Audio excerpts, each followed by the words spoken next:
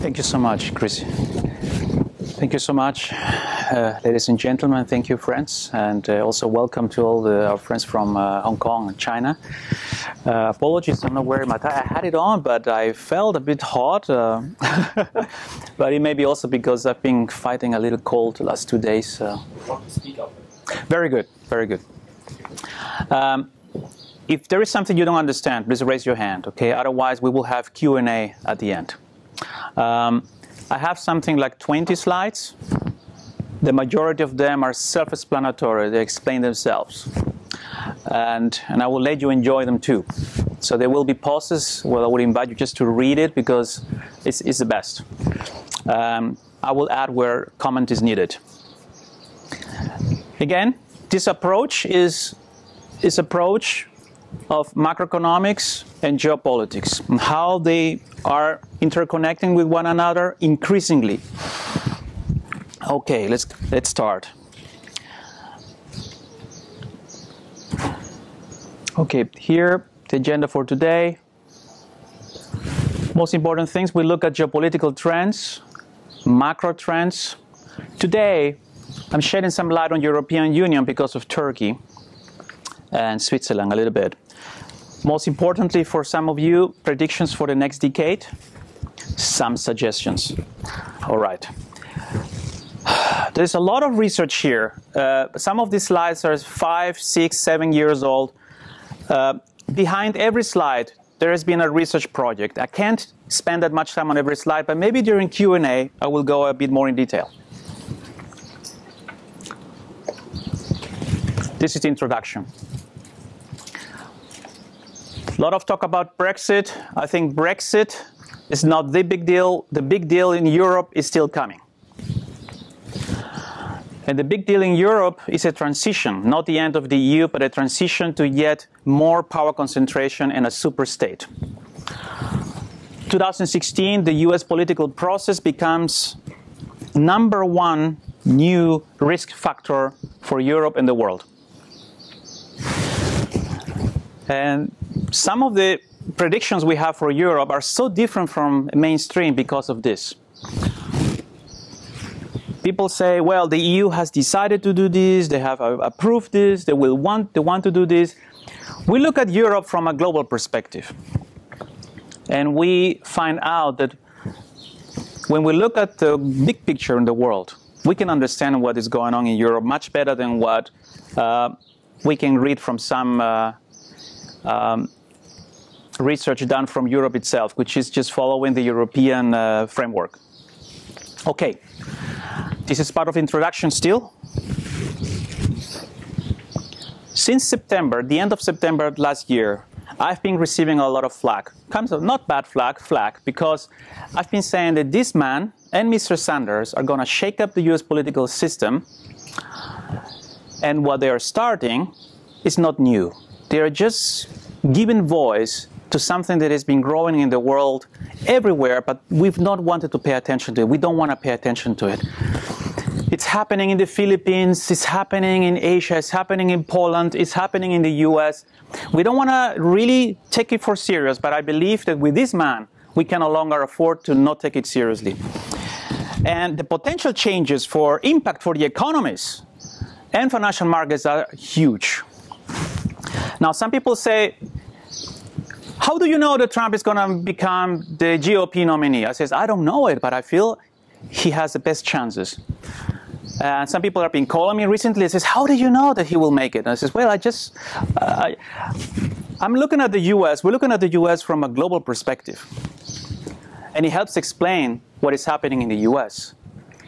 And I can tell you this, even if Mr. Trump doesn't win the elections, because he's running against Mrs. Clinton, and the way Mrs. Clinton tends to run campaigns, even if he loses against Clinton or Sanders, he's going to have quite a big impact on foreign policy, future US foreign policy, future US trade policy, more than we want, more than we like. I think we are underestimating this revolt worldwide. Here we go. And here I invite you to please read every point These are 10 points, global geopolitical trends that we're monitoring for a few years already. This slide hasn't changed much over the last 7 years.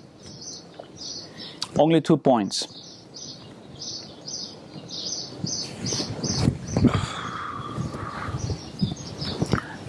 And some of our friends from China, Hong Kong, may want to look at this. In the West, I have only received one question in the last 8 years about that point. One question. Because we think it's not important. But it changes everything in the military landscape.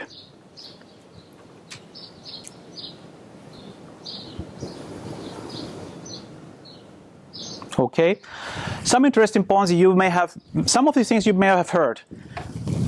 You may have not heard this. The center of Christianity is shifting away from Europe, fast away from Europe. And it is connected with socio-economic, social change in Europe and other parts of the world. It impacts economic growth in Africa. Christianity is going to Asia, Africa, and Latin America. And what is happening there? It's causing trouble to Islam, it's causing trouble to socialism in South America, it's changing Asia, and it's bringing everywhere a change of society and higher economic growth.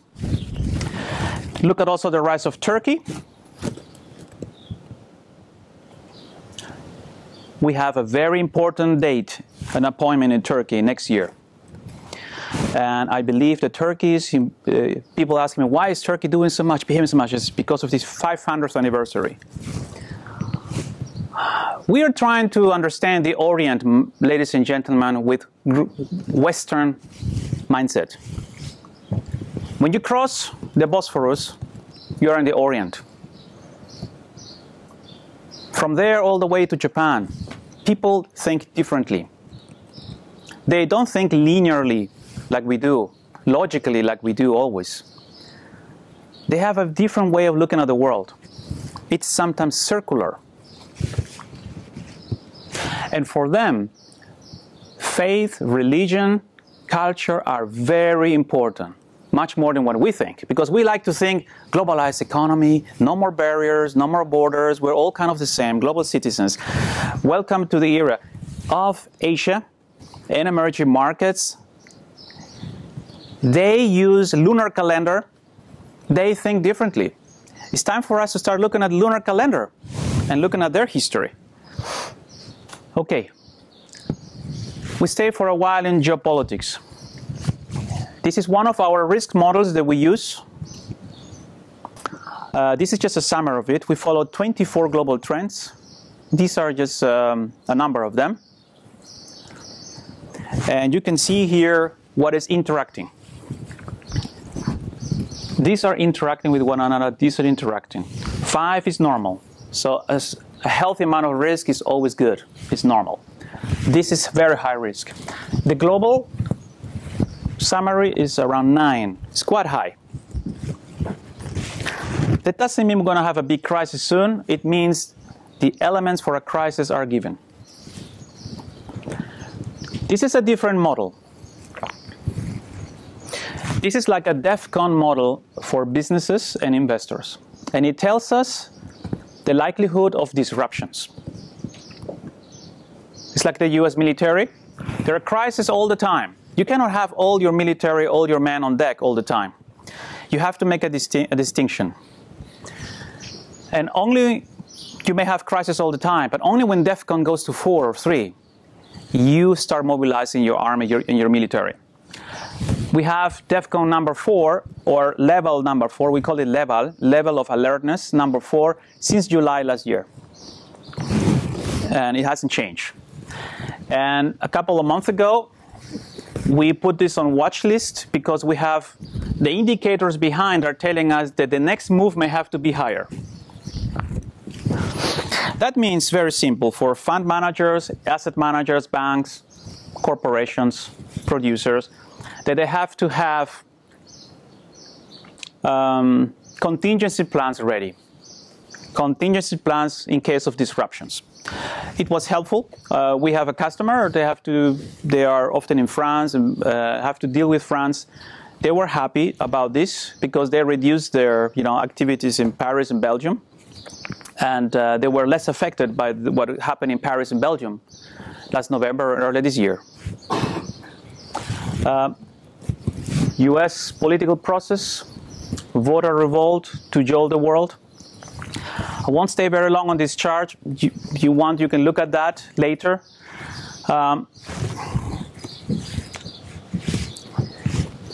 This was produced on the 27th of April, right after Pennsylvania and Maryland.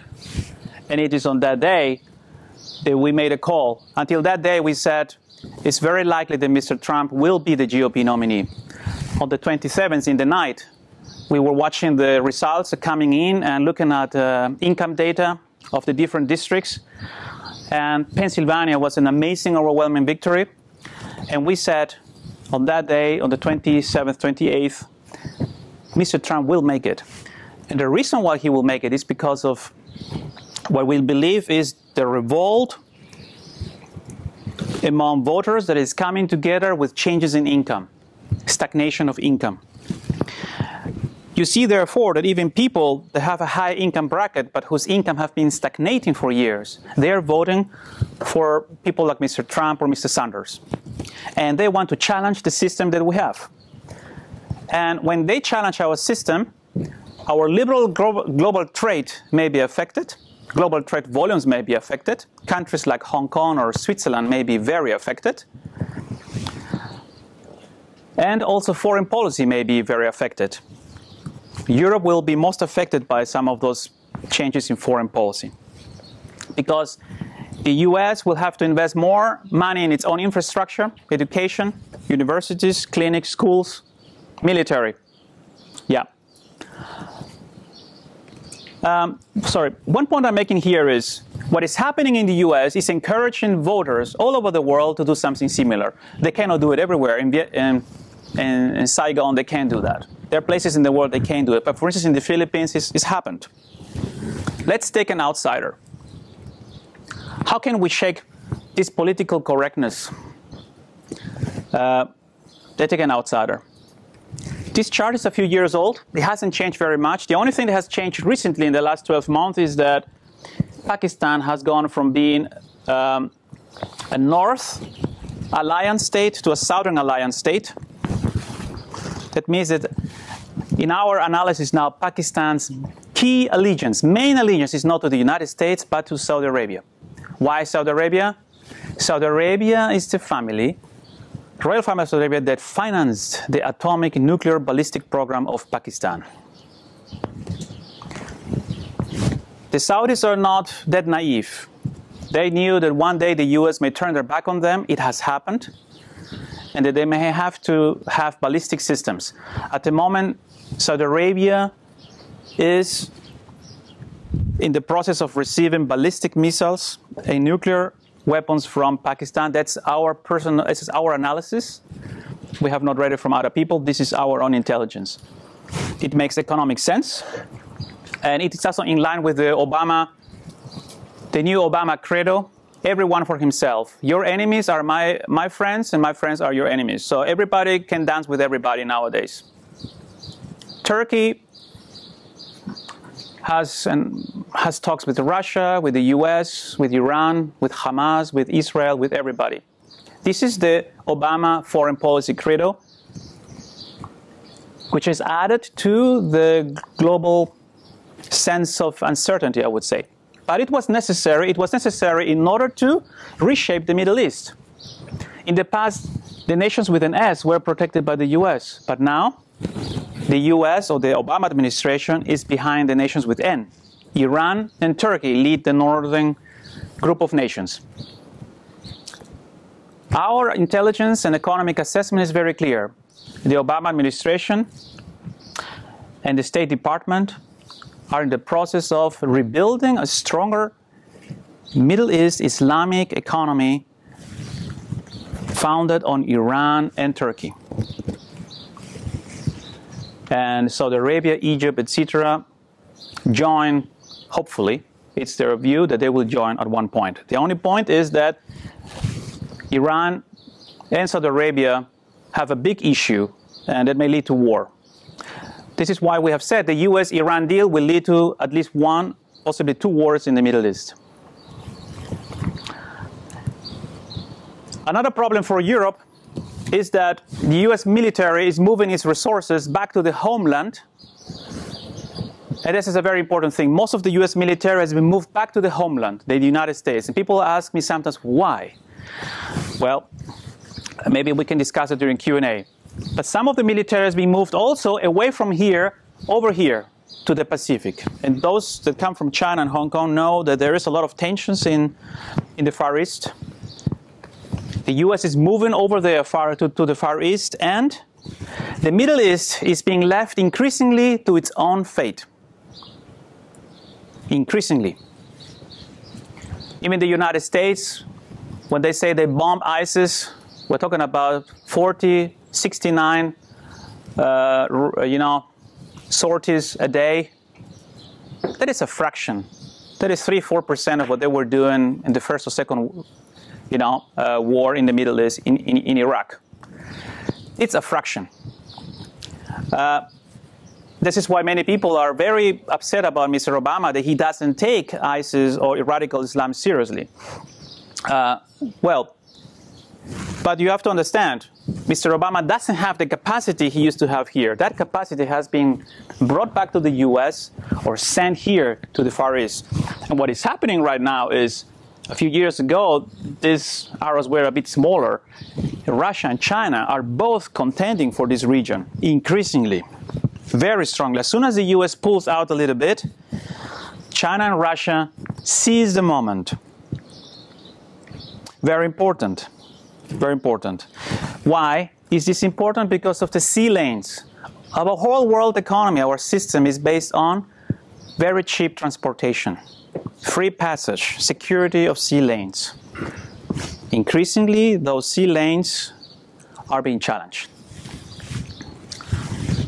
I spoke about change in the religious world.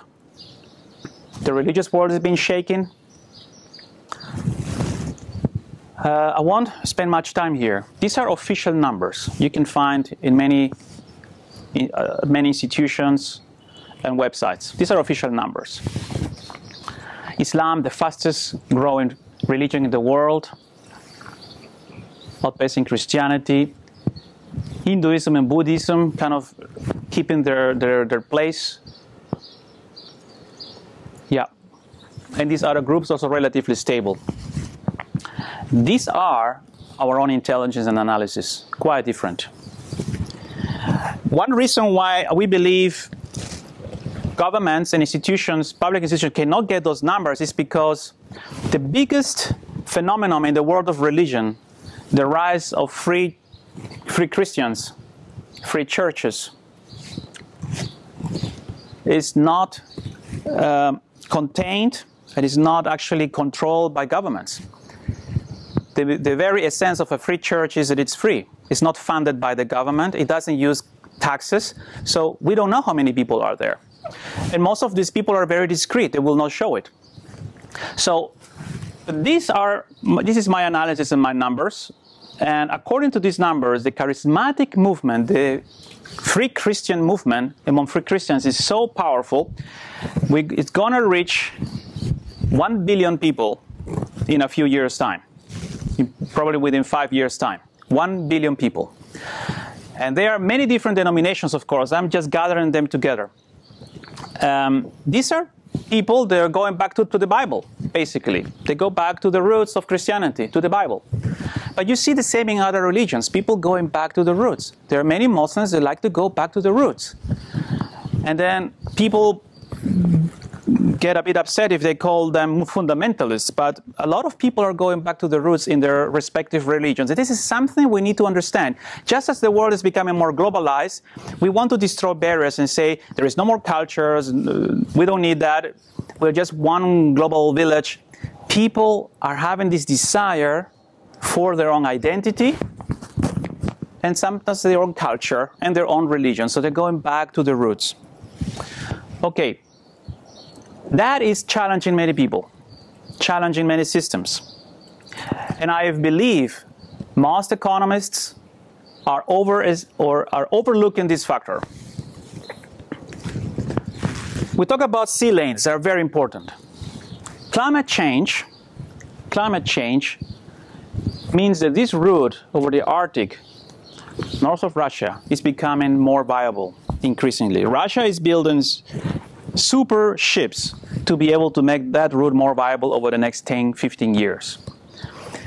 And just as the United States pulls out its military out of the Middle East to control the sea lanes here, and animosity in the region grows, Pakistan, India, Saudi Arabia, Egypt, Iran, Turkey, and just as Turkey becomes more self-confident and probably belligerent to some extent, we will see the need for a backup route. And this is a big, big game changer for Russia. A big game changer.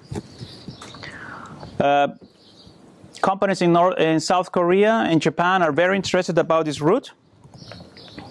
And there is already quite a lot of work done in that area.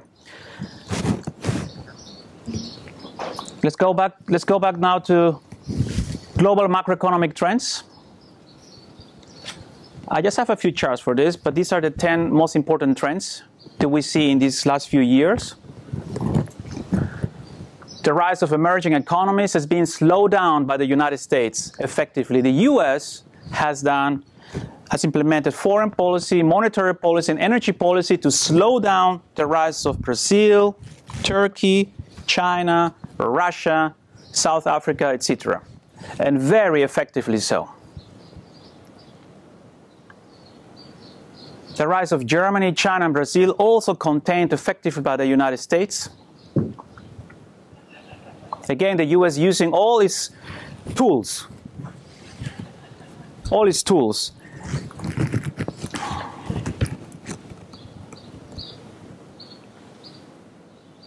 Demographics deteriorating worldwide.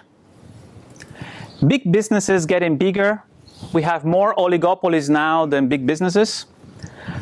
What do oligopolies do?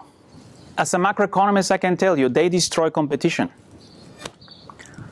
So all over the world, we have the fading away of democracy, as we know it, and the fading away of free market economy. Because we have the rise of oligopolies. And there are more and more industries, global industries, dominated now by just 2 or 3 big oligopolies. And oligopolies have a huge sway, a huge impact on the national politics or, regional politics in every place. Big corporations have a tremendous power, tremendous influence on policy making. Tremendous. One of the reasons why people who are voting for Sanders and Trump in the United States is because they perceive huge impact or influence of big corporations on the US Congress and US policy. They get themselves loopholes for whatever need they have. So this is a result of that.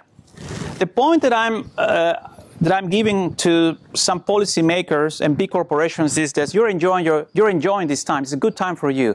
But be careful you don't overdo it too much. Because you abuse this system too much, you enjoy it too much, chances are that there might be a backlash, an overreaction. At the moment with Sanders and Trump, it's still attainable. We can still contain it. But we continue down this road, salaries of middle-income people perceived as stagnant, but the profits of huge oligopolies getting bigger and bigger and bigger, and that not being passed on, on the nation in form of taxes, because they're anyway tax systems. They don't pay taxes. Many people feeling the only people paying taxes are the normal standard people, right? The only decent people, middle class, are paying taxes. The poor don't pay. Big corporations don't pay. That perception, if it gets worse, could one day lead to a massive backlash against our free market economy and against democracy as we have it. And this is a big risk for the world in the next 10, 20 years, I believe. And we cannot rule out that backlash will take place by a popular vote or other forms of unrest our free market economy and democracies will be challenged, maybe overturned. I personally believe the time is coming when martial law will rule in many nations. Please look at the bottom. Re-emerging USA. Everywhere I go, I feel people in Europe underestimate the USA. Even in Asia, they think the USA is finished. And I keep telling people, please don't underestimate the USA. In my opinion, the United States is in the process of recharging its batteries and sailing away after 2025 again. Rise of sub-Saharan Africa. Good. To me, and those who have been to my seminars know this chart. This is one of the most important, most overlooked macroeconomic facts of the next 10 to 15 years. Since World War II, up to just a few years ago, the dependency ratios, old to young people, old to working people, have been relatively constant. It is thanks to that constancy of that old dependency ratio. And thanks to the Cold War, we knew who was the enemy, we knew who was the friend. It was clear. We knew, everybody knew his place. We had economic prosperity. We've entered a phase of rapidly deteriorating dependency ratios. That means the cost of supporting the elderly are beginning to skyrocket. And depending on the country you're in, they will triple over the next 15 years. Triple. In the case of China, they will more than triple. They will triple to quintuple if you start in the year 2010. And I believe that very few nations are prepared for that. Germany is prepared. China is not. That's what I don't believe that China can succeed in shifting the economic engine to domestic consumption. They can't.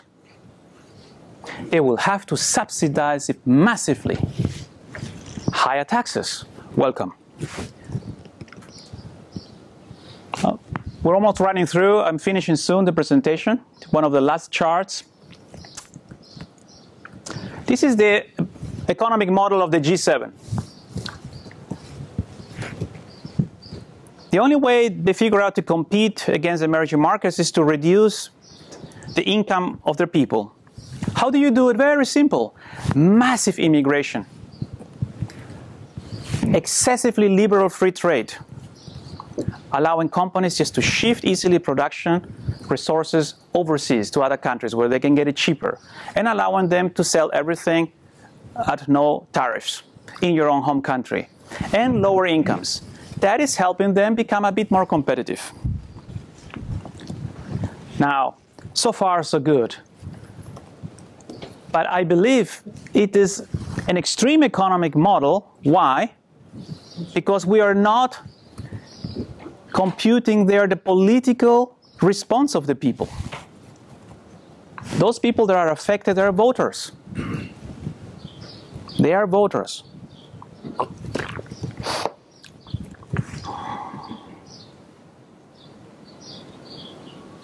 Mr. Obama said not long ago, I can't imagine anybody, he said, anybody who is saying the US, people in the US economy are struggling is peddling fiction. It's very interesting because he said that in the same week he said that ISIS is now really contained and under control. It was just 24 hours before the Paris attacks. And it is so interesting because he said those two sentences more or less in the same week. I have to say, people look at what happened with ISIS, but they forget what he said about the economy. Yes, the economy is growing in terms of GDP, but one of my messages here at the CFA Institute for years now has been forget about GDP. You have to watch net wealth accumulation per capita. It is the only thing voters care about, apart from security. Most people are responsible people. They can take care of themselves and their families. They just want a government that provides security and allows them to increase their net wealth over time. GDP is becoming more and more irrelevant. Look at Israel and Spain and you will understand why GDP is irrelevant.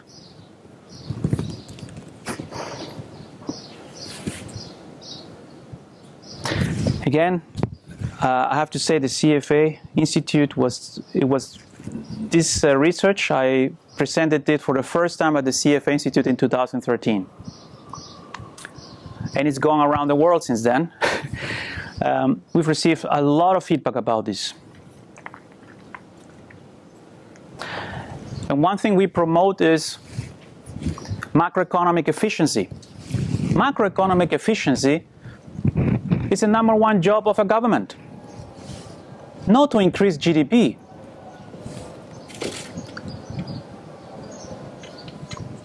But to allow GDP growth to be translated in net wealth per capita. Financial net wealth per capita. Look at Spain and Spain's GDP per capita. They're identical almost, right? Look at the financial wealth of Israel. Almost 3 times.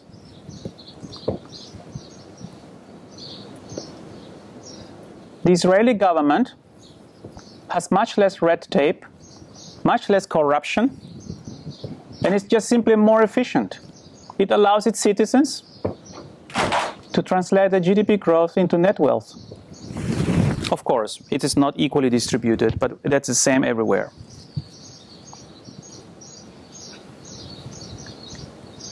Look at the bottom of that table. In 2013, at the CFA Institute in Zurich and Geneva, we said, expect major geopolitical and political unrest in the countries at the bottom: Argentina, Russia, South Africa, Turkey, Brazil.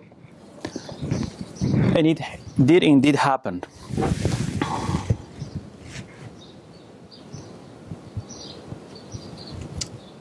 I won't stay very long here. The US is resurging.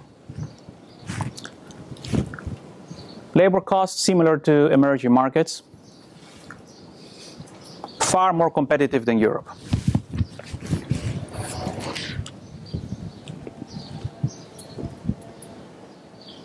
This is, I put back this slide especially for our friends. They're visiting from the Far East. Because I believe this slide by itself explains why China, Taiwan, South Korea are going to have a very difficult time in the next 10 years. Their growth model is getting overcrowded.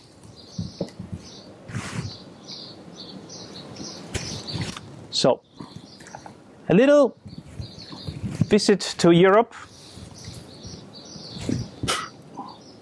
Because of Brexit, a lot of talk about the end of the EU.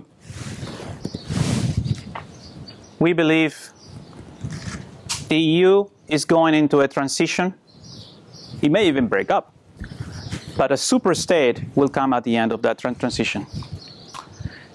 3, if you can read only something, please read these 1, 2, 3 points. 3 things that defined the EU from a successful to a flawed experiment. They put the last step at the beginning.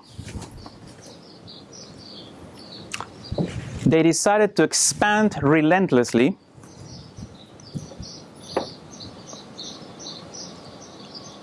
And every EU expansion became a NATO expansion.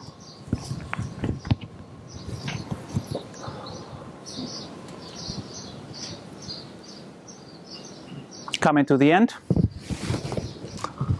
I won't go into details here, but I'm showing you here why the EU, or whatever comes after the EU, will be forced or very interested in allowing Turkey to join.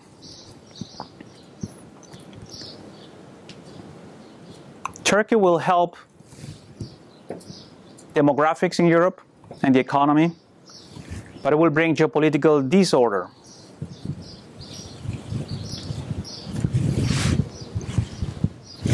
The future solution of the EU will be around a core European Union.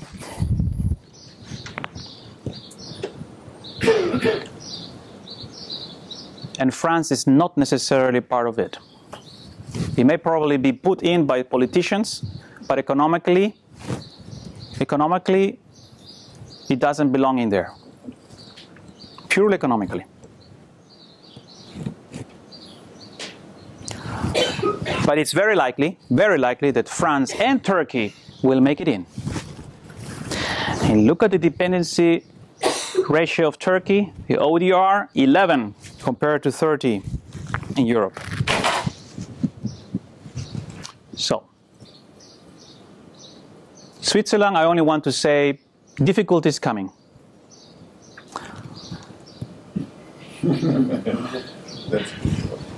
Yeah, sorry, it was a bit short. Difficulties coming. Switzerland has focused on competitiveness. It tops the charts, but it's lacking in strategic foresight and adaptability. It just copies and does what the EU tells them.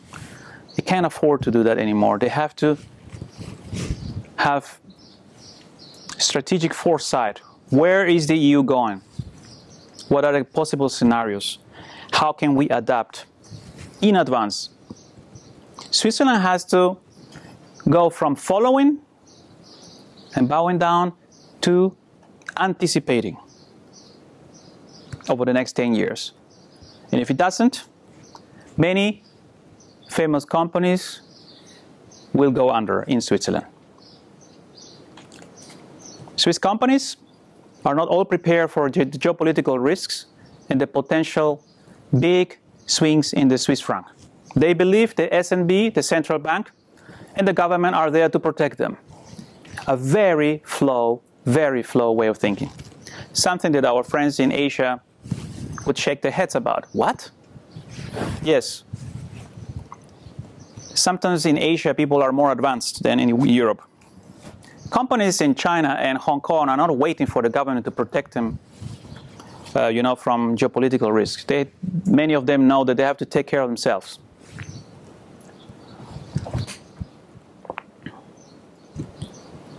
This is the end of it. These are key predictions for the next decade. And I hope that you can digest it over the next 1 or 2 minutes.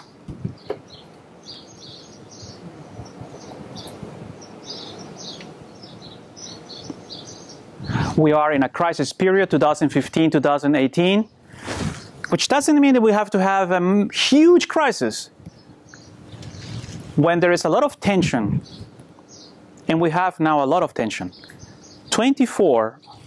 we are following 24 global geopolitical and macro trends, and half of them are already overlapping, means reinforcing one another. That kind of friction and tension can produce change or crisis, or both. So we're going to have change or crisis as this period ends. And the question is, are you ready for change? People will say, what, more change? Yes, more change. I can see that our Asian friends are looking at this number 0.5 because I see that right there that China will become the biggest Christian nation. I would say it's already in the process of it. And I also see the reaction of some of them because they didn't like point number 6. Yes, I predict that China will not be able to overtake the United States unless there is a major disaster in the US. We also foresee a crisis of the paper currency system that we have today, global currency reforms, nationalizations, wealth transfers, massive wealth transfers are on the way. At the end of that transition, supranational superstates, and one of them in Europe. So even if there is a Brexit yes vote to exit the EU, please do not expect the EU experiment to end. If the EU, even if it breaks down with the Brexit yes vote, will lead to a superstate. We see in the next 10, 20 years the phasing out of democracy and market economy.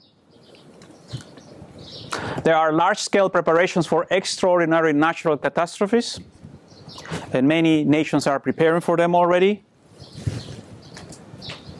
And at the end of that process, Russia and Germany will move closer. Yeah. Not to forget, the US-Iran deal that has given Mr. Obama a very good last year of his presidency will lead to at least two major wars in the Middle East. And I believe that one of them will be with nuclear weapons. At the end of that process, Israel may sign a peace treaty, and Turkey will have a big role to play in that. Thank you very much, ladies and gentlemen, for your very nice, very kind attention. Thank you.